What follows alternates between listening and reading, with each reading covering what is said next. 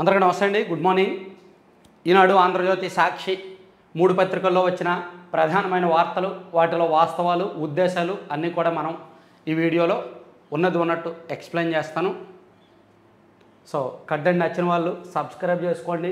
ముందు లైక్ చేయడం మర్చిపోవద్దు. వచ్చిన వాళ్ళు నచ్చిన ప్రతి ఒక్కరు కూడా లైక్ చేయండి. ఆ తర్వాత మనం 1,83,000 సబ్స్క్రైబర్స్కి చేరుకున్నాం. నిన్న నేను చేసిన రిక్వెస్ట్కి 2,300 మంది సబ్స్క్రైబ్ చేయించారు. నేను చెప్పాను కదా, మనం 2 లక్షలు చేరే వరకు ప్రతిరోజు కూడా వీడియో చూస్తున్న వాళ్ళు ఒక 40,000 మంది చూస్తే అందులో 10,000 మందికైనా బాగా నచ్చుద్ది కంటెంట్. సో ఆ 10,000 మంది కూడా ఒక్కొక్కరిని యాడ్ చేస్తే చాలు, మనం 2 లక్షలు ఈజీగా చేరుకోగలం. సో ఆ ఒక్క పని చేయండి. 2 లక్షలు వచ్చే వరకు మీరందరూ కూడా ఇది మన ఛానల్, సో సబ్స్క్రైబర్స్ ఎక్కువ మంది ఉండాలని ఫీల్ అవ్వండి. మీ ఛానల్గా ఓన్ చేసుకోండి. సో మన ఐడియాలజీ, మన పొలిటికల్ ఐడియాలజీ, మన పొలిటికల్ అభిరుచులు ఉన్న వాళ్ళకి, మంచి కంటెంట్ కావాల్సిన వాళ్ళకి షేర్ చేయండి. ఖచ్చితంగా ప్రతి సబ్స్క్రైబరు గర్వపడేలా మనం వీడియో అనాలిసిస్ ఉంటాయి, అందులో ఏమాత్రం రాజీ లేదు. సో అందుకే నేను రోజు రిక్వెస్ట్ చేస్తున్నా, మీరందరూ తలో ఒకరి చేతనో ఇద్దరి చేతనో సబ్స్క్రైబ్ చేయించండి. ఈరోజు సాయంత్రానికి అయిపోవాలి. సో నిన్న మొత్తానికి తెలుగుదేశం పార్టీలో చేరికలు, అటువైపేమో వేమిరెడ్డి ప్రభాకర్ రెడ్డి గారు, ఇక్కడేమో లావు శ్రీకృష్ణదేవరాయలు గారు, ఇక్కడేమో మైలవరం ఎమ్మెల్యే వసంత కృష్ణ ప్రసాద్ గారు. సో ముగ్గురు కూడా కీలకమైన నాయకులు. వేమిరెడ్డి ప్రభాకర్ రెడ్డి గారికి నెల్లూరు జిల్లాలో మంచి పేరు ఉంది. ఆయన పై స్థాయిలో, ఉన్నత స్థాయిలో పొలిటికల్ ఇంటర్నల్ వ్యవహారంలో ఎంత లాబీయిస్ట్ అయినా సరే, లాబీయింగ్లు అవి ఇవి చేసుకున్న ఒక కార్పొరేట్ దిగ్గజమైన ఆ జిల్లాలో మంచి పేదలకు ఎడ్యుకేషన్ అందించారని, వైద్యం అందించారని, తాగునీరు అందించారని, సర్వీస్ చేశారనే పేరుంది. ఆధ్యాత్మిక, ధార్మిక, సేవా కార్యక్రమాల్లో నెల్లూరు జిల్లాలో ఒక 4-5 నియోజకవర్గాల్లో ఆయనకు పట్టుంది. సో ఆయన చేరిక ఖచ్చితంగా టీడీపీకి ఉపయోగమే, వైసీపీకి నష్టమే. అలాగే లావు శ్రీకృష్ణదేవరాయలు గారు, ఆయన కూడా మంచి పేరు ఉంది. ఆయనకు కూడా ఎక్కడ కాంట్రవర్సీస్ జోలికి వెళ్ళే టైప్ కాదు, అవినీతి చేశారనే ఆరోపణ లేదు, ఏదో తినేశారు, వాళ్ళని హింసించారు, వాళ్ళని డోర్ డెలివరీ చేశారనే ఆరోపణలు ఏమీ లేవు. సో ఆయన కూడా తెలుగుదేశం పార్టీలో చేరడం, పల్నాడు, ఉమ్మడి గుంటూరు జిల్లాలో కొంత టీడీపీకి కలిసి వచ్చాము. సో ఆయనతో పాటు బీసీ నేత జంగా కృష్ణమూర్తి గారు కూడా చేరారు. తర్వాత మైలవరం ఎమ్మెల్యే వసంత కృష్ణ ప్రసాద్ గారు. సో వసంత కృష్ణ ప్రసాద్ గారి చేరిక బలమో, లాభమో, నష్టమో అనేది చెప్పలేను, కానీ ఆయన వరకు అయితే లాభం. అక్కడ వరకు చెప్పగలను. పార్టీకి లాభమా నష్టమా అనేది మనం చెప్పలేం. అక్కడ లోకల్ వాళ్ళు ఎవరైనా ఉంటే కామెంట్ చేయాలి. సో ఈ సందర్భంగా చంద్రబాబు గారు చేసిన కామెంట్స్, బాబాయిని చంపింది ఎవరో చెప్పు. సరే, నేను నెక్స్ట్ వీడియోలో ఏపీ 175లో 9:30-10 గంటలకు ఆ టైంకి ఒక వీడియో రిలీజ్ చేస్తా. నెల్లూరు పార్లమెంటు నాకు తెలిసి మన రాష్ట్రంలోనే బాగా హాట్ సీట్గా మారింది. ఇద్దరు కూడా పెద్ద వాళ్ళు పోటీ చేస్తున్నారు. ఇటువైపు విజయసాయిరెడ్డి గారు, ఇటువైపు వేమిరెడ్డి గారు. సో వాళ్ళిద్దరిలో ఎవరి అవకాశాలు ఎలా ఉంటాయి అనేది నేను ఒక వీడియో చేస్తా. ఖచ్చితంగా నెల్లూరులో వైసీపీని కూడా తీసిపడేయాల్సిన పని లేదు. మొదటి నుంచి కూడా వైసీపీకి కంచుకోట నెల్లూరు పార్లమెంటు. సో నేను ఒక వీడియో డీటెయిల్డ్గా నెక్స్ట్ ఏపీ 175 ఛానల్లో రిలీజ్ చేస్తా, చూద్దాం ఎవరికి ఏంటనేది.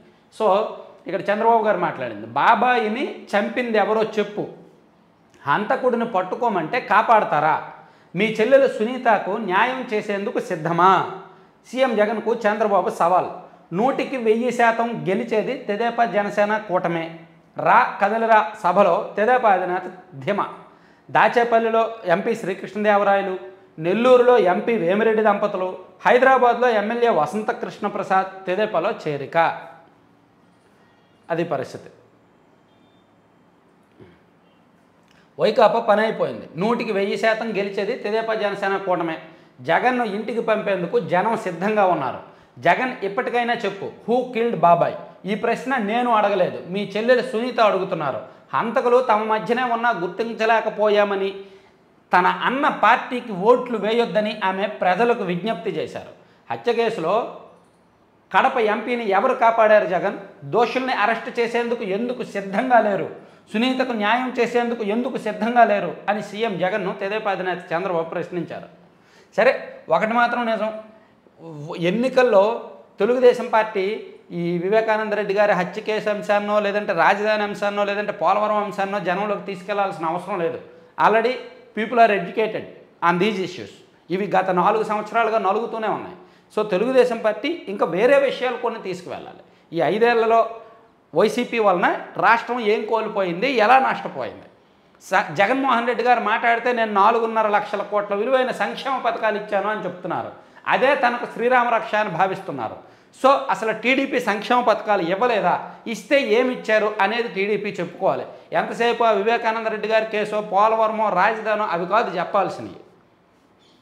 జగన్మోహన్ రెడ్డి గారు చాలా స్పష్టంగా ఉన్నారు. నేను ఇన్ని లక్షల కోట్ల సంక్షేమ పథకాలు ఇచ్చాను, తీసుకున్న వాళ్ళందరూ మంచి జరిగితే నాకు ఓటేయండి అంటున్నారు. సో టీడీపీ హయాంలో కూడా అద్భుతమైన సంక్షేమ పథకాలు ఉన్నాయి, మంచివే ఉన్నాయి. చంద్రన్న బీమా లాంటివి, అంబేద్కర్ విదేశీ విద్య లాంటివి, అలాగే 2000 పెన్షను, అలాగే చాలా సంక్షేమ పథకాలు ఉన్నాయి. అఫ్కోర్స్ తెలుగుదేశం పార్టీ కూడా కొన్ని హామీలు ఇచ్చి మోసం చేశారు. 2014 ఎన్నికలకు ముందు టీడీపీ కూడా ఇచ్చిన హామీల్లో కొన్ని మోసం చేశారు. రుణమాఫీ లాంటివి లాస్ట్లో ఎగ్గొట్టడం, సరిగ్గా అమలు చేయకపోవడం, కొన్ని కండిషన్స్ పెట్టడం, అలా కొన్ని మోసాలు ఉన్నాయి. అలాగే జగన్మోహన్ రెడ్డి గారు 2019లో ఇచ్చిన మేనిఫెస్టోలో కూడా కొన్ని మోసాలు ఉన్నాయి. సో దానికి దీనికి వేరియేషన్ చూపిస్తూ మేము వస్తే ఏం చేస్తాం, గతంలో ఏం చేసామని చెప్పుకోవాలి. సో నలిగిపోయిన అంశాలు, పాత అంశాలను అనవసరం. వాళ్ళు ఏ సబ్జెక్ట్ మాట్లాడుతున్నారో దానికి మీరు కౌంటర్గా ప్రజలకు అర్థమయ్యేలా చెప్పగలిగితేనే క్యాంపెయినింగ్ రసవత్తరంగా ఉంటుంది తప్ప ఎంతసేపు ఆ పోలవరం కట్టలేదు, ఎంతసేపు ఆ రాజధాని కూల్చాడు, అవి జనాలకు తెలుసు. అవి జనాలకు ఆల్రెడీ పీపుల్ ఆర్ ఎడ్యుకేటెడ్. సరే, నేను చెప్పాల్సింది అయితే చెప్పా. ఇటువంటి సభల్లో, ప్రచార సభల్లో మాట్లాడాల్సిన అంశాల మీద టీడీపీ కొంచెం కసరత్తు చేసుకోవాలి. ఇక భాజపా తొలి బాణం. లోక్సభ ఎన్నికలకు 195 మందితో మొదటి జాబితా విడుదల. తొలి జాబితాలో లేని ఏపీ, వారణాసి మోదీ బరి. 34 మంది మంత్రులకు చోటు, 33 మంది సిట్టింగులకు నిరాకరణ. విదిశా నుంచి శివరాజ్ సింగ్ చౌహాన్, సుష్మా కుమార్తెకు ఢిల్లీలో టికెట్. తెలంగాణలో 9 సీట్లకు అభ్యర్థులు ఖరారు. మరిన్ని రాష్ట్రాల్లో పాగా వేయబోతున్నాం, ఎన్డీఏను విస్తరిస్తున్నాం భాజపా. సో ఆంధ్రప్రదేశ్లో ఎంపీ సీట్లు ప్రకటించలేదు. ఎందుకంటే ఆంధ్రప్రదేశ్లో పొత్తుల విషయంలో ఇంకా చర్చలు జరుగుతున్నాయి. టీడీపీ, బీజేపీ ఇంకా ఎటువంటి నిర్ణయము తీసుకోలేదు. వాళ్ళు పొత్తుల విషయంలో 50-50గా ఉన్నారు. నేను నిన్న ఒక వీడియో చేశాను, పొత్తు వద్దు ప్లాన్ బిలోకి వెళ్దామని. మేబీ అదైనా జరగవచ్చు. ఏపీ 175లో ఒక వీడియో చేశాను నిన్న సాయంత్రం. అంటే పొత్తు వద్దు అని అనుకుంటున్నారు ఒకవైపు, లేదు పొత్తు ఉంటే బాగుంటుంది, పొత్తులో అయితే మన సింబల్తో కొన్ని ఎంపీ సీట్లు గెలవచ్చు పొత్తులో భాగంగా అని వాళ్ళు భావిస్తున్నారు. ఇలా 2 రకాలుగాను ఉన్నారు. మరి ఏం డెసిషన్ తీసుకుంటారో ఒక 2-3 రోజుల్లో అయితే తేలుతుంది. అందుకే ఆంధ్రప్రదేశ్లో ప్రస్తుతానికి పెండింగ్లో పెట్టారు. ఇక కన్నీళ్లే తాగాలేమో, రాష్ట్రంలో తీవ్రమవుతున్న నీటి కష్టాలు. సొంత ప్రభుత్వంపై దండెత్తుతున్న వైకాపా కార్పొరేటర్లు. జగన్ అశ్రద్ధతో మెరుగవని సరఫరా వ్యవస్థ. సమస్యపై సీఎం సమీక్ష లేదు, పరిష్కారం అంతకంటే లేదు. ఒకటి, దేశవ్యాప్తంగా ఇప్పుడు నీటి కష్టాలు ఉన్నాయి. భూగర్భ జలాలు అడుగంటాయి. దేశవ్యాప్తంగా కూడా చాలా చోట్ల నీటి కోసం కష్టాలు ఉన్నాయి. అది నేను సెపరేట్గా ఒక వీడియో చేస్తాను, స్టడీ చేస్తున్నాను, సెపరేట్గా ఒక కీలక అంశం కాబట్టి చేస్తాను. ఆంధ్రప్రదేశ్లో పర్టికులర్గా కొన్ని జిల్లాలు, కడప, చిత్తూరు అంటే రాయలసీమ ప్రాంతాలతో పాటు ప్రకాశం జిల్లా పశ్చిమ ప్రాంతము, గుంటూరు జిల్లాలోని కొన్ని ప్రాంతాలకు తాగునీటి సమస్య ఉంది. సో వేసవి కాలం వస్తుందంటే ప్రతి సంవత్సరం ఫిబ్రవరిలో ఒక సమ్మర్ యాక్షన్ ప్లాన్ ఒకటి ప్రిపేర్ చేస్తారు. ఆర్డబ్ల్యూఎస్ డిపార్ట్మెంట్ వాళ్ళు, ఆర్డబ్ల్యూఎస్ ఇంజనీరింగ్ శాఖ వాళ్ళు ఒక సమ్మర్ యాక్షన్ ప్లాన్ ప్రతి జిల్లాకు ప్రిపేర్ చేస్తారు.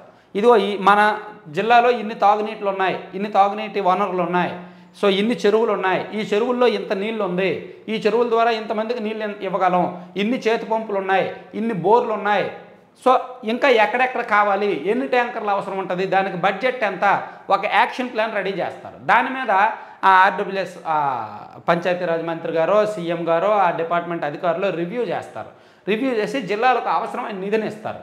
కానీ మన దరిద్రం కొద్దీ, మన దౌర్భాగ్యం కొద్దీ బటన్లు నొక్కడంలో కానీ, ఈ తాగునీరు ఇవ్వడానికి ఏదైనా బటన్ ఉంటే నొక్కండి ముందు. సమ్మర్లో యాక్షన్ ప్లాన్ ఒకటి తయారు చేసుకొని దాని మీద ఇస్తున్నారో లేదో, నీళ్ళు ఇస్తున్నారో ఒకసారి చూడండి. ఎందుకంటే నిద్రపోయే వారిని లేపడం సులభం, నిద్ర నటిస్తున్న వారిని లేపడం అసాధ్యం. ఒక్క అవకాశం ఇవ్వాలని వేడుకొని అధికారంలోకి వచ్చిన జగన్ 5 ఏళ్లుగా కుంభకర్ణ నిద్రను నటిస్తున్నారు. ఈసారి వర్షాలు సరిగ్గా కురవలేదని, నీటి ఎద్దడి తలెత్తే ప్రమాదం ఉందని తెలుసు. తన ప్రభుత్వ నిర్వాహకం కారణంగానే నీటి సరఫరా వ్యవస్థలు చిన్నాభిన్నమైన విషయమూ తెలుసు. అయినా జగన్ మేలుకోలేదు. ప్రజలు మేలు కోరలేదు. ప్రజల మేలు కోరలేదు. ఈ తీరుపై వైకాపా శ్రేణులే మండిపడుతున్నాయంటే పరిస్థితిని అర్థం చేసుకోవచ్చు. వేసవిలో ఇక జనం తమ కన్నీళ్లే తాగాలేమో. చాలా జిల్లాల్లో, రాష్ట్ర వ్యాప్తంగా చాలా పట్టణాలకి ఎంత అవసరం, ఎంత నీళ్ళు అవసరం, రోజుకి ఎన్ని మిలియన్ లీటర్లు అవసరం, ఎంత మనం అంటే డిమాండ్ ఎంత, సప్లై ఎంత, రిక్వైర్మెంట్ ఎంత, దాన్ని మనం ఎలా ఫుల్ఫిల్ చేయాలి అనేది ఒక యాక్షన్ ప్లాన్ ఉంటుంది. అది లేదు మన రాష్ట్రంలో ఈ సంవత్సరం, అది ఇంకా లేదంట. అందుకే ఈ కష్టాలు చాలా చోట్ల ఉంటాయి. ఇక విశాఖ తీరానికి A2 తూట్లు. A2 అంటే ఎవరో తెలుసుగా, మొత్తానికి మంచి మంచి బిరుదులండి. A1 A2 చాలా మంచి బిరుదులు అవి. విజయసాయిరెడ్డి బంధువు అనుచరగణం కబ్జాలో భీమిలి. కుమార్తె పేరుతో స్టార్ హోటల్ ఏర్పాటుకు అడుగులు. CRZ నిబంధనలు ఉల్లంఘించి కాంక్రీట్ నిర్మాణాలు. GVMC బోర్డు పెట్టి మరీ ప్రైవేటు పనులు. బరితెగింపు దాన్ని ఎవరు ఏమని అంటారు? ఎవరైనా ఏమైనా అడిగితే అన్ని నువ్వు టీడీపీ వాడువా, నువ్వు చంద్రబాబు స్క్రిప్ట్ చదువుతున్నావా, వీళ్ళు తప్పులు చేస్తారు, అరాచకాలు చేస్తారు, కబ్జాలు చేస్తారు, దారుణాలు చేస్తారు, ఎవరైనా మాట్లాడితే ఈ టీడీపీ వాడు అంటారు. ఇంకా అంతకన్నా దౌర్భాగ్యం ఏముంది చెప్పండి మన రాష్ట్రంలో? అసలు అంటే ఈ రాష్ట్రంలో తటస్థవాది అనేది ఉండకూడదు ఈ వైసీపీ వాళ్ళకి. ఈ రాష్ట్రంలో వాళ్ళు చేసే తప్పులు ఓన్లీ టీడీపీ వాళ్ళే ఎత్తి చూపుతారా? సునీత గారు పాపం తన తండ్రి కేసు గురించి మాట్లాడితే ఆమెను చంద్రబాబు గారు ఇచ్చిన స్క్రిప్ట్ చదివారు అంటారు. మనలాంటి వాళ్ళు ఏదో ఇలా యూట్యూబ్లో ఛానల్లో మాట్లాడితే, వైసీపీ చేస్తున్న తప్పులు మాట్లాడితే ఈడు టీడీపీ వాడు అంటారు. సో మరి దీన్ని ఏమంటారు? దీన్ని అడగకూడదా? విశాఖపట్నంలో వాళ్ళు వెళ్ళి అడగరా? విజయసాయిరెడ్డి బంధువు అనుచరగణం కబ్జాలో భీమిలి. అయితే వాళ్ళ ప్రత్యేకత ఏంటంటే ఏ తప్పు చేసినా దాన్ని కవర్ చేసుకోవడానికి ఒక అపారమైన మేధాశక్తి ఉంది. ఎంత తప్పు చేసినా సరే దాన్ని కవర్ చేసే తెలివితేటలు విపరీతంగా ఉంటాయి. అది ఇదిగోండి, భీమిలి సముద్ర తీరంలో ప్రహరీ నిర్మించారు. సముద్ర తీరంలో ప్రహరీ అంట. CRZ నిబంధనలు ఉంటాయి. ఏంటది? 1000 కోట్ల అవినీతి కేసుల్లో ఆయన A2, అధికారంలో ఉన్నది A1. ఇంకా అడ్డేముంది? ఏం చేసినా అడిగే ధైర్యం ఎవరికి ఉంది అన్నట్టు సాగుతోంది A2 అక్రమాల దంద. వీటిపై ఎవరైనా ప్రశ్నిస్తే ఇంతెత్తున లేస్తారు. నా అంత శుద్ధపోస ఎవరూ లేరంటూ ప్రగల్భాలు పలుకుతారు. ఇది వైకాపా రాజ్యసభ సభ్యుడు విజయసాయిరెడ్డి తీరు.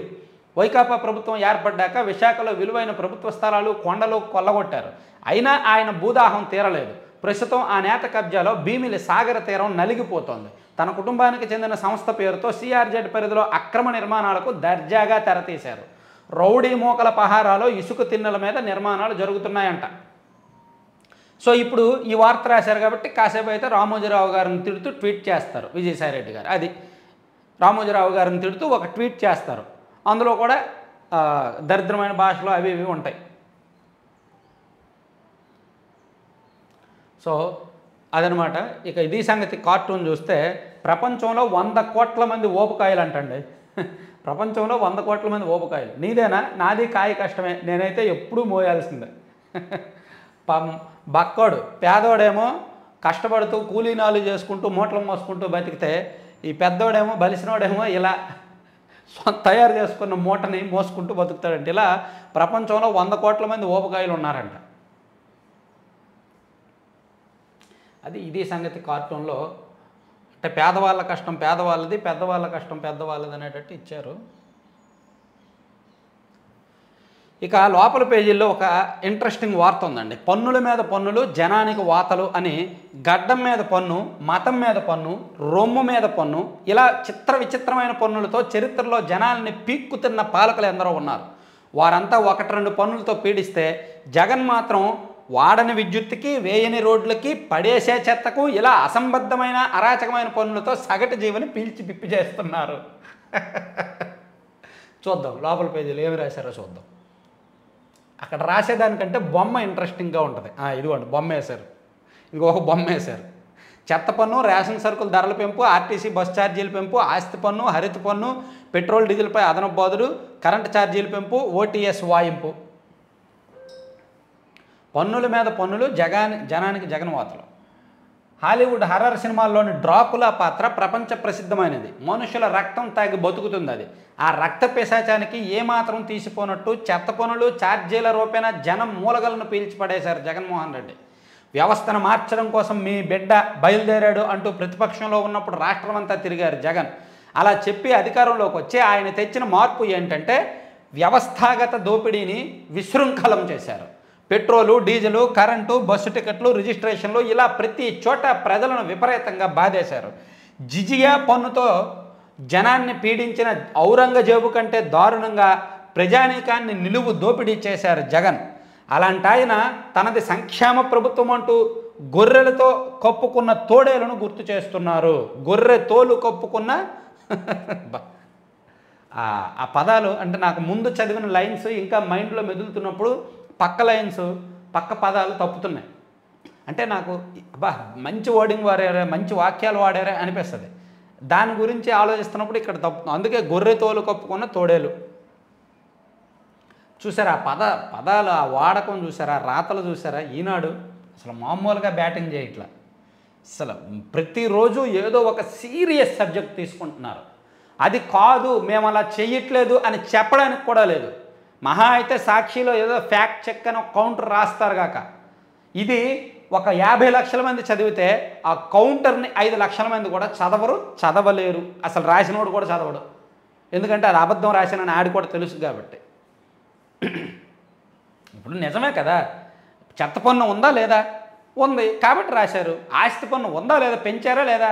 కాబట్టి రాశారు. కరెంటు ఛార్జీలు పెంచారా లేదా? ఆర్టీసీ ఛార్జీలు పెంచారా లేదా? సోని ఇది నిజమే కదా. ఇప్పుడు నిజమే రాశారు.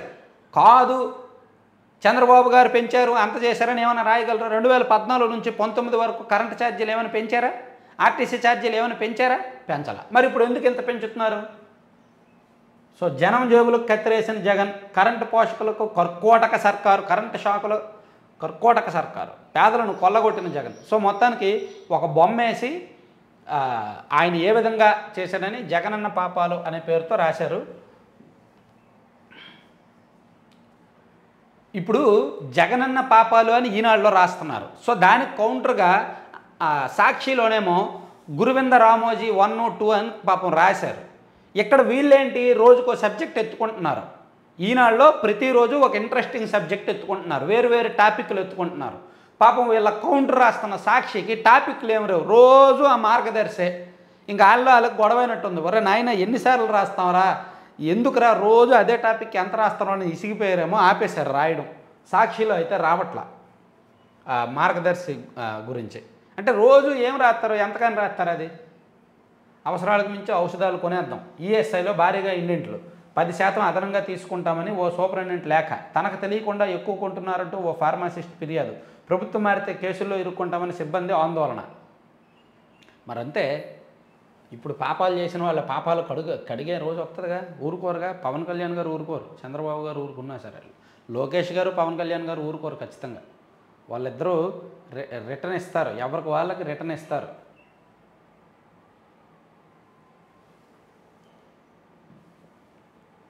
నాడి చూసేవారికి నాసి వసతి, అస్తవ్యస్తంగా వైద్య కళాశాలల వసతి గృహాలు, సౌకర్యాలు కల్పించిన వైకాపా సర్కారు, అద్దె గదుల్లో సర్దుకుపోతున్న భావి వైద్యులు. సో మేము వైద్య కళాశాలలు కట్టేశాము అది ఇదని డబ్బా కొట్టుకున్నారు కదా. సో వైద్య కళాశాలలు వసతి గృహాలు సరిగ్గా కట్టట్లేదు అని ఈనాడులో రాశారన్నమాట. బాబాయిని చంపింది ఎవరో చెప్తారులే. చంద్రబాబుకి సంక్షేమం అభివృద్ధి 2 కళ్ళు. అవునా, మరి ఇన్నాళ్ళు కనిపించలేదా ఆ కళ్ళు? వసంత కృష్ణప్రసాద్ అంట. చంద్రబాబు గారికి సంక్షేమం అభివృద్ధి 2 కళ్ళు అంట. ఇన్నాళ్ళు తెలీదా? ట్రాక్టర్తో తక్కించి చంపిన రోడ్డు ప్రమాదమేనట. పల్నాడు జిల్లా మల్లవరం ఘటనలో విమర్శలు వచ్చినా మారని పోలీసులు తీరు. మరి అంతే కదా, రోడ్డు ప్రమాదమే కదా. ఇప్పుడు ట్రాక్టర్ రోడ్డు మీదే ఉంది, ఆ గిరిజన మహిళ రోడ్డు మీదే ఉంది, వీళ్ళు వెళ్ళి గుద్దారు. మరి అది రోడ్డు ప్రమాదమేగా, రోడ్డు మీద జరిగిన ప్రమాదమేగా. వాళ్ళు కావాలని చేసినా ప్రమాదమేగా. మరి అధికారం చేతిలో ఉంది, చేసిందేమో అధికార పార్టీ వాళ్ళు. మరి పోలీసుల మీద ఒత్తిళ్ళు ఉంటాయి. అవన్నీ అర్థం చేసుకోవాలి. అవన్నీ అర్థం చేసుకొని కాస్త చూసి చూడనట్టు ఉండాలి. ఇలా రాస్తేనే ఎల్లో మీడియా కమ మీడియా అనేది. అందుకే పాపం ఈనాడు వాళ్ళు మాటలు కాసేది. పాపం అది రోడ్డే, రోడ్డు మీద ట్రాక్టర్ వెళ్ళింది, మహిళ అడ్డంగా వచ్చింది, మహిళను గుద్దిపడేశారు. సో రోడ్డు ప్రమాదం అని రాసుకున్నారు. ఏముంది? ఇప్పుడు బరితెగింపు అని ఉన్నప్పుడు ఇంక అంతకుమించి ఇంకేం చేస్తారు? అవసరమైతే పోటీ నుంచి వైదొలుగుతా, వైకాపా దుష్ప్రచారంపై కలతతో మహాసేన రాజేష్ వెల్లడి. ఇదంతా సింపతి అండి. నేను నిన్నే చెప్పాను కదా, అదంతా సానుభూతి కోసం. ఇది అంతకుమించి ఏం కాదు. సో నేనైతే నమ్మను, సానుభూతి కోసమే. మహాసేన రాజేష్ గారు చేసిన వీడియో సానుభూతి కోసమే. ఆయన పోటీలో ఉంటాడు, పోటీ చేస్తాడు. ఏదో నేను ఆయన మీద దీనికో ఏంటది శత్రుత్వంతో మాట్లాడట్లా, ఫ్యాక్ట్ చెప్పాలి కాబట్టి చెప్తున్నా. జీతాలు లేకుండా పొరుగు సేవల పోస్టులు. R&Bలో 467 కొలువుల భర్తీకి హడావిడి. అతిథి గృహాల్లో అద్దెలు వసూలు చేసి జీతాలు ఇవ్వాలని ఆర్థిక శాఖ వింత ఆదేశాలు. ఏ శాఖలో అయినా పొరుగు సేవల కింద పోస్టులు భర్తీ చేపట్టినా వారికి సంబంధిత గుర్తింపు సంస్థ ద్వారానో ఆప్కాన్ ద్వారానో ప్రతి నెల జీతం ఇచ్చేలా ఆదేశాలు ఉంటాయి. కానీ రహదారుల భవనాల శాఖలో ఇన్స్పెక్టర్ బంగ్లాలో మాత్రం 467 పోస్టులు భర్తీ చేస్తుండగా వారి జీతాల విషయంలో మాత్రం విచిత్రమైన నిబంధన పెట్టారంట. అధికారంలో ఉన్నప్పుడు మరి విచిత్రాలు పెట్టాలి. ఆరోగ్యశ్రీలో మాయ రోగాలు. లేని రోగాలకు వైద్యం చేసినట్టు ఆసుపత్రులు టోకరా. ఆసరా డబ్బు కోసం డ్రామాలు. ఆరోగ్యశ్రీలో అంతులేని అక్రమాలు. ప్రభుత్వ బాధ్యత. నేను చెప్పానుగా, నేను చాలా సందర్భాల్లో చెప్పా, ఆరోగ్యశ్రీని అవినీతి శ్రీ చేశారు, అవినీతిమయంగా మార్చేశారు, లంచాలమయంగా మార్చేశారు. ఆ పథకం ఎత్తేస్తేనే బాగుంటుంది అనిపిస్తుంది ఒక్కోసారి. 50,000 రూపాయలు ఉచిత వైద్యం చేయడానికి 30,000 అడ్డంగా లాగేస్తున్నారు. ఆ 20,000 మిగిల్చుకోవడానికి ఎందుకు వాళ్ళని బతిమలాడడం?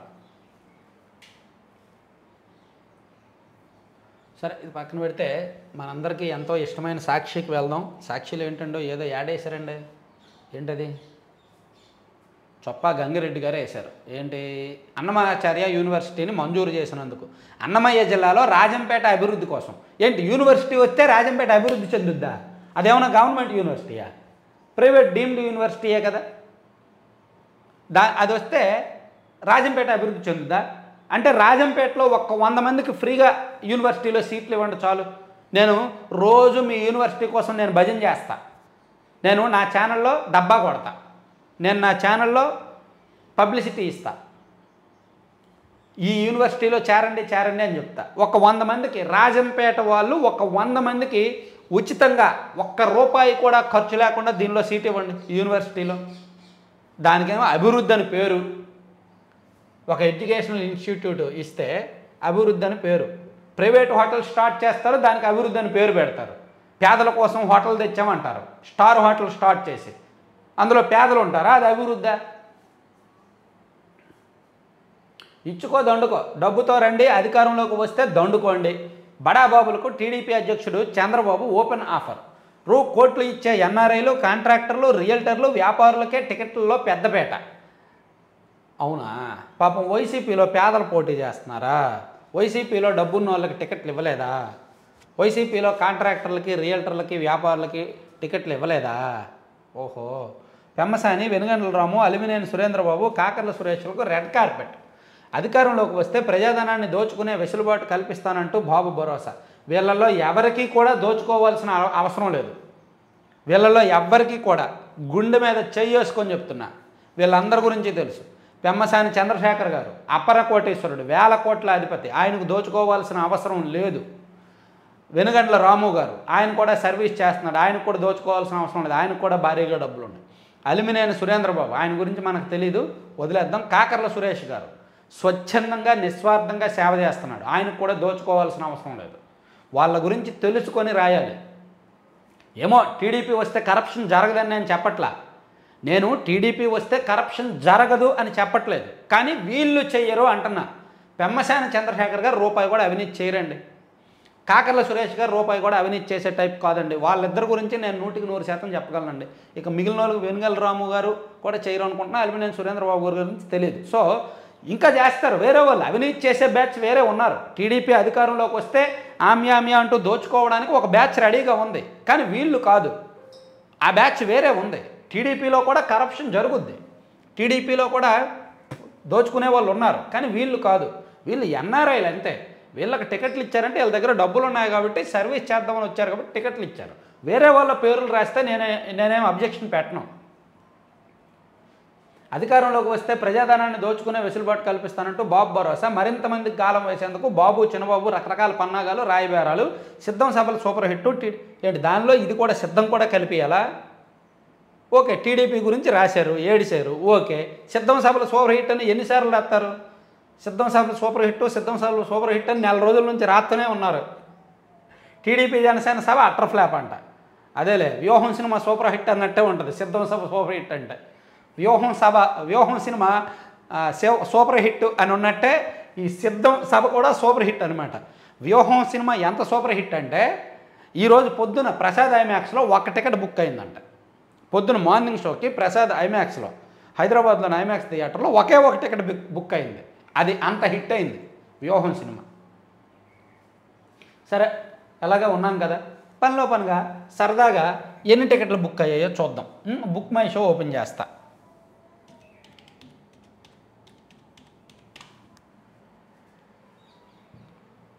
బుక్ మై షో ఓపెన్ చేశా. సరదాగా ఎన్ని టికెట్లు ఉన్నాయి ఎక్కడ చూద్దాం? విజయవాడలో చూద్దాం, ఓకేనా?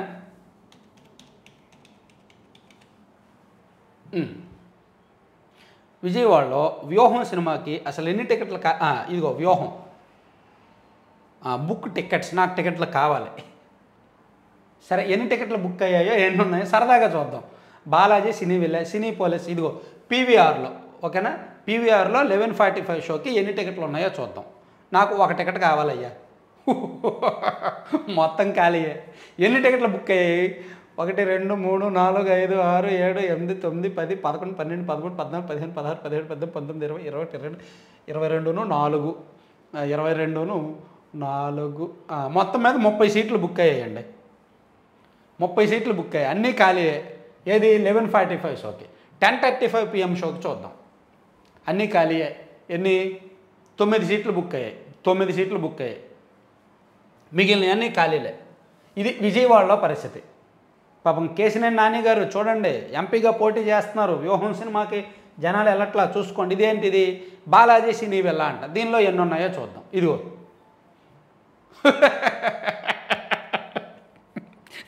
ఏమండి, నవ్వుతున్నాను ఏమో అనుకోవద్దు. బాలాజీ సినీ వెళ్ళా ఒకే 1 టికెట్ బుక్ అయింది. 2 టికెట్లు అండి, కంగ్రాట్స్, 2 టికెట్లు బుక్ అయ్యాయి. 9 గంటల షోకి 9వ నెంబర్ సీటు, 11వ నెంబర్ సీటు, ఇంకా అన్నీ ఖాళీలే. ఇది రామ్ గోపాల్ వర్మ గారు సూపర్ హిట్ మీ సినిమా. ఇదిగో 2:30 షోకి చూద్దాం. 1 సీటు బుక్ అవ్వాల, రికార్డు. 1 సీటు బుక్ అవ్వలేదు, రికార్డు ఇదైతే. ఇది మన పోనీ సరదాగా కడప జిల్లాలో చూద్దాం. మనం మూవీస్ని లొకేషను కడప జిల్లాలో మారుద్దాం. విజయవాడ కాదండి, మాకు కడప జిల్లా కావాలి. కడప, కడపలో ఏమైనా ఎంతమంది ఉన్నారో చూద్దాం. Movies in Kadapa. కడపలో వ్యూహం లేదా? ఉంది. కడప జిల్లాలో అసలు ఎన్ని థియేటర్లో ఏంటో చూద్దాం. మళ్ళీ విజయవాడ వచ్చిందే, కడప లేదా? కడప కావాలన్నానా?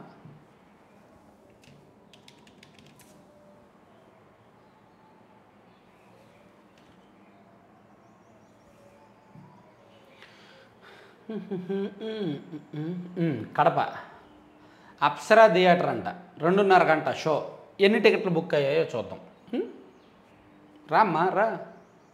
రామ్మా రిఫ్రెష్ చేస్తున్నాను రా. ఇదిగో రవి థియేటర్ అంట, 11:30 AM షో. నేను సీట్లు సెలెక్ట్ చేస్తా. పర్లేదు, ఒక 30% సీట్లు బుక్ అయ్యాయి. 30% ఆఫ్ సీట్లు. నాకు తెలిసి ఇవి బ్లాక్ చేశారు అనుకుంటున్నా. ఇవి ఎవరో బ్లాక్ చేశారు, బాక్స్ సీట్లు. ఇవి కూడా అంటే ఇంత లైన్గా ఉన్నాయంటే ఇవి ఎవరో బ్లాక్ చేసినవే. ఇంత లైన్గా ఉన్నాయంటే, పద్ధతిగా లైన్గా ఉన్నాయంటే ఎవరో బ్లాక్ చేసినవే ఇవి. అప్సరా థియేటర్ చూద్దాం. సో అర్థమైంది కదా ఎన్ని సీట్లు ఉన్నాయో. సో వ్యూహం సినిమా ఎంత హిట్ అయిందో సిద్ధం సభ అంత హిట్, ఓకేనా? ఒప్పుకుంటా నేను. వైఎస్ఆర్సీపీ గెలుపు ఖాయమని టైమ్స్ నౌ, జీ న్యూస్ వంటి డజనుకు పైగా సంస్థల సర్వేలో వెల్లడి. టైమ్స్ నౌ సర్వే గురించే చెప్పాలి. టైమ్స్ నౌ సర్వే గురించి మీరు మేమే చెప్పుకోవాలి. టైమ్స్ నౌ సర్వే వాటం భయంతో ముందుకు రాని పెట్టుబడిదారులు. వారిలో నిరుత్సాహం నింపేందుకే వైఎస్ఆర్సీపీ నుంచి బయటకు పోయిన వారితో చేరికల తతంగం. మరి టీడీపీ నుంచి బయటకు చేరిపోయిన వారితో వైసీపీ కూడా చేరికల తతంగం చేస్తుందిగా.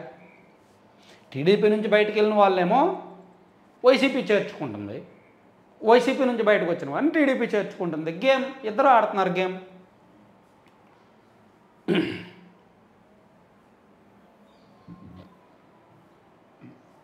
సో ఇది సాక్షిలో బ్యానర్ రాశారు. రొయ్య రైతుల ధరహాసం. దేశంలో మరెక్కడా లేని రీతిలో ఏపీ రైతులకు దక్కుతున్న ధరలు. 100 కౌంట్ రొయ్యలకు నిర్దేశించిన 210. రొయ్య రైతులు కూడెత్తారు. ఇటువంటి వార్తలు రాయొద్దు. ఇటువంటి వార్తలు రాసినా సరే బయట తిరగొద్దు. నేను చెప్పేది ఒకటే, రాసుకోండి. సొంత పత్రిక ఉన్నప్పుడు, సొంత కరపత్రం ఉన్నప్పుడు ఎన్ని వార్తలైనా రాయొచ్చు. కానీ రాసిన తర్వాత ఒక వారం 10 రోజుల పాటు బయట తిరగకూడదు. పర్టికులర్గా ఈ రొయ్య రైతులు ఉన్న ప్రాంతంలో తిరగకూడదు. ఎందుకంటే వాళ్ళకి చాలా ఇబ్బందులు ఉన్నాయి. కరెంటు బిల్లులు ఎక్కువ వస్తున్నాయి, కరెంటు బిల్లులు దోలు తీరిపోతుంది, ఖర్చులు పెరిగిపోయాయి. సో మీకు ధర వస్తుంది కదా, రొయ్య రేటు పెరిగింది కదా అని వాళ్ళ దగ్గరికి వెళ్ళి అన్నారనుకో, చెంప మీద చెల్లుమని ఎలా కొడతారనమాట. సో ఇటువంటి వార్తలు రాసేవాళ్ళు దయచేసి బయట తిరగొద్దు, రొయ్య రైతుల దగ్గరికి వెళ్ళొద్దు. వాళ్ళ కడుపు మంట, ఆవేశం, కోపం, క్రోధం మొత్తం మీ మీద తీర్చేసుకుంటారు. వారణాసి నుంచే మోదీ బీజేపీ లోక్సభ ఎన్నికల సమరబేరి. జగన్ను గెలిపించాలి, బీసీ కులాల ఆత్మీయ సమావేశం పిలుపు. మా రాజ్యసభ సీట్ ఇచ్చినందుకు మీరు న్యాయం చేయట్లేదేంటో అనుకున్నాను బాబాయ్ గారు. వచ్చారా? బీసీలకు సీఎం జగన్ 70% పదవులు ఇచ్చారు. ఆర్ కృష్ణయ్య సాహసోపేతంగా సామాజిక న్యాయం అమలు చేస్తున్నారు. సీఎం జగన్ దేశం మొత్తం కీర్తిస్తోంది. మనకు రాజ్యసభ పదవి ఇచ్చారు కాబట్టి మనం కీర్తిస్తున్నాం. అది చెప్పండి. సామాజిక న్యాయ విధేత CM Jagan, Kesineni Nani. So R Krishnaiah గారికి రాజ్యసభ పదవి ఇచ్చినప్పటి నుంచి వారానికి ఒకసారి గెస్ట్గా మన రాష్ట్రానికి వచ్చి మొత్తం పొగిడేసి వెళ్ళిపోతారు. ఆయన పాత్ర ఆయన నిర్వర్తిస్తున్నారు, తప్పులేదు. సో బీసీలకు 70% పదవులు ఇచ్చారు, నేను ఒప్పుకుంటా. బీసీలకు 70% పదవులు ఇచ్చారు. మరి 70% నిధులు ఇచ్చారా? 50% నిధులైనా ఇచ్చారా? బడ్జెట్లో 50% అలొకేషన్స్ చేశారా? బీసీ కార్పొరేషన్లో 100 కోట్లు ఖర్చు పెట్టారా? పదవులు ఇచ్చారు, ఓకే. పదవులు ఇవ్వకపోతే ఎలా? పదవులు ఎందుకు ఇస్తారు? పొగిడించుకోవడానికి ఇస్తారు, ఎదుటి వాళ్ళని తిట్టించడానికి ఇస్తారు. మీకు కూడా పదవి ఇచ్చారు, రాజ్యసభ పదవి. ఎదుటి వాళ్ళని తిట్టండి, మమ్మల్ని పొగడండి అని. అంతే తప్ప రాజ్యసభ పదవి ద్వారా మీరు ఇదిగో నేను పలానోళ్ళని పలానా ఉద్యోగం ఇప్పించా, పలానా బీసీ కార్పొరేషన్ ద్వారా లోన్ ఇప్పించా అని చెప్పగలరా? సాక్షి ఛానల్ రంగు మారింది కానీ సాక్షి పేపర్ రంగు మారలా. ఇక ఆంధ్రజ్యోతికి వెళ్దాం. ఈరోజు లేట్ అయింది, 7:50 అయింది. నేను పోస్ట్ చేసినప్పటికి 8:30 అవ్వచ్చు.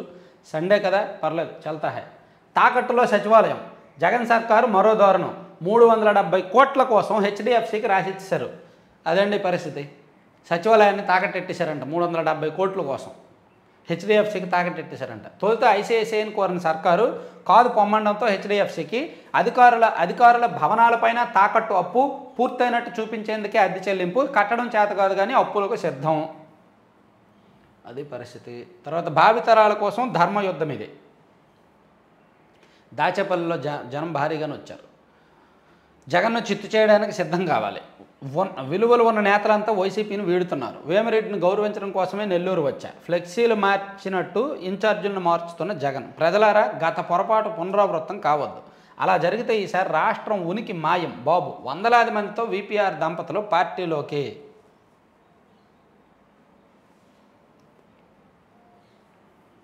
ఈయనేమి నాయకుడు? ఉద్యోగ నేత, వైసీపీ భక్తుడా? ఆబ్వియస్లీ వైసీపీ భక్తుడు. వెంకటరామరెడ్డి వీరభజన. జగన్ ఓడిపోతే మనం ఓడినట్టే, ఇంటింటికి వెళ్ళి ప్రచారం చేయండి, సచివాలయ ఉద్యోగులకు పిలుపు. ఆయన చేస్తాడు. ఆయన పార్టీ మీద అభిమానం, నాయకుడి మీద అభిమానంతో ఆయన చేస్తాడు. కానీ ఉద్యోగులు అలా చెయ్యరుగా. ఉద్యోగులు అలా చేయరు. ఉద్యోగులు ఇప్పుడు చాలామంది రియలైజ్ అయ్యారు. ఉద్యోగ సంఘాల నాయకుల మీద రివర్స్ అవుతారు ఇప్పుడు ఉద్యోగులు ఏమైనా తేడా వస్తాయి. సో 195 సీట్లను ఇచ్చారనమాట. అలాగే విహారయాత్రలో అలజడి. మహాబలిపురంలో 5 ఏపీ విద్యార్థులు గల్లంతయ్యారంటే అదొకటి ఇచ్చారు. అలాగే జగన్కు విశాఖ గుర్తొచ్చింది. 5-7 తేదీల్లో విశాఖ నగరానికి CM. Vizag vision future Visakha సమావేశం. 7న ఋషికొండ ప్యాలెస్లో క్యాబినెట్. కోర్టు చూస్తే నోటీసులు ఎత్తది. ఎందుకు అనవసరంగా రిస్క్ చేయొద్దు. మళ్ళీ అన్ని కేసులకి ఇది ఒక కేసు అవుద్ది. మళ్ళీ ఎందుకు అనవసరంగా రిస్క్ చేయొద్దు, దానికి అనుమతులు లేవు. మళ్ళీ ఫ్లోటింగ్ మరోసారి కొట్టుకుపోయిన బ్రిడ్జి వ్యూ పాయింట్. ముంబై నిపుణులతో తనిఖీలతో కనిపించిన ఫలితం. వారంలోపే 2 సార్లు తెగిపోయిన వంతెన. ఇది మాక్ డ్రిల్లే అంటారా? అంటారు. సిగ్గుంటే అనం, కానీ సిగ్గు లేదు కాబట్టి అంటాం. బ్రిడ్జి నుంచి విడిపోయి దూరంగా వెళ్ళిన టీ జంక్షన్ వ్యూ పాయింట్. పాపం ఇది కలిపారంట. అప్పుడు విడిపోయింది, కలిపారు, రిపేర్ చేసి కలిపారు. ముంబై నుంచి నిపుణులు వచ్చి కలిపారు. మళ్ళీ పోయిందంట, మళ్ళీ కొట్టుకుపోయిందంట. ఒకసారి తప్పు చేస్తే పొరపాటు అంటారు, మళ్ళీ చేశారు అంటే మోసం అంటారు. అదే జరుగుతుంది మన రాష్ట్రంలో. సో ఇది 3 పత్రికల్లో ఉన్న వార్తలు, వాటిలో అంశాలు. ఇప్పటికే లేట్ అయింది. మరిన్ని కీలకమైన అంశాలతో నెక్స్ట్ వీడియో చూద్దాం. Thank you.